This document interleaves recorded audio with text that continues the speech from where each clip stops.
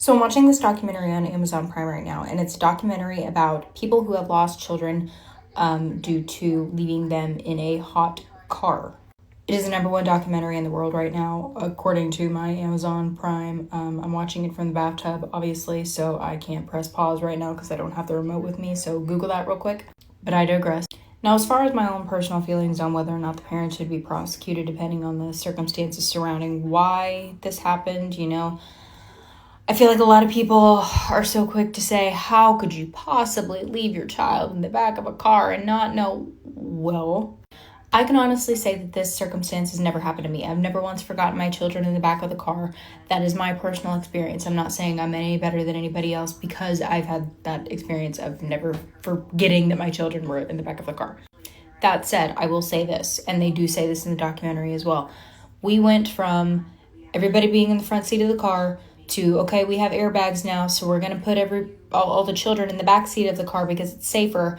And then we created safety standards with car seats, so we flipped the car seats around so that you can't physically see the child, you can just see the back of the car seat. So if you look in your rearview mirror and you see the back of the car seat, you can't see their little noggin, so you don't know that they're back there if they can't talk and if they're rear facing. But what I'm saying is, again, and this is horrible. This is a horrible, horrible, horrible thing that could possibly happen. I can't imagine being in this situation.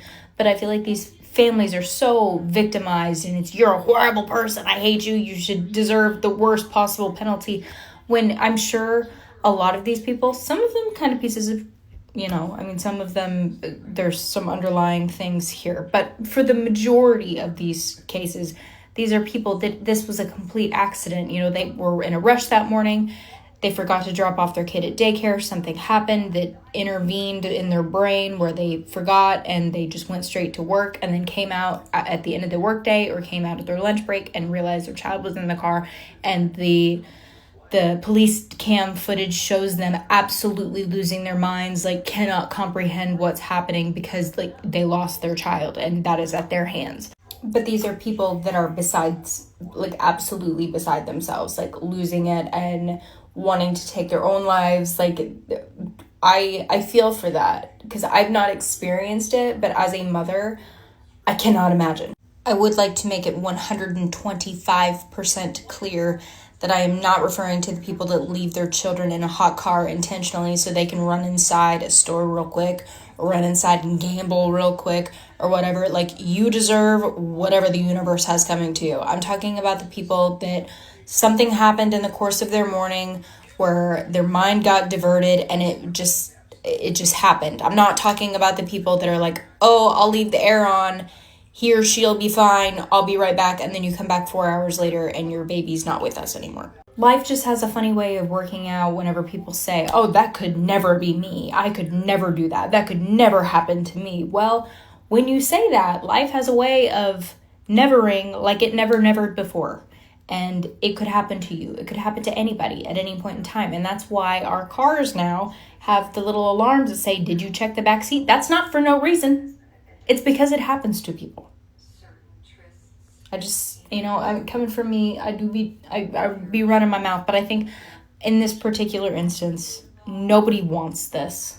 Okay? And these people have to live with this for the rest of their lives. They have to deal with the consequences of this, not only legally, but emotionally, mentally, and the trauma that you endure for this for the rest of your life. And it's your fault. They know that. I'm just saying. The likelihood that anybody's going to watch this far is slim to none, but I'm going to say it anyway. I am not referring to the one particular instance recently where someone's child drowned because there was no pool fence put up because it wasn't aesthetically pleasing, from my understanding. I'm not referring to that because that's negligence and I don't feel like I need to speak on that any further, but that's not what I'm talking about.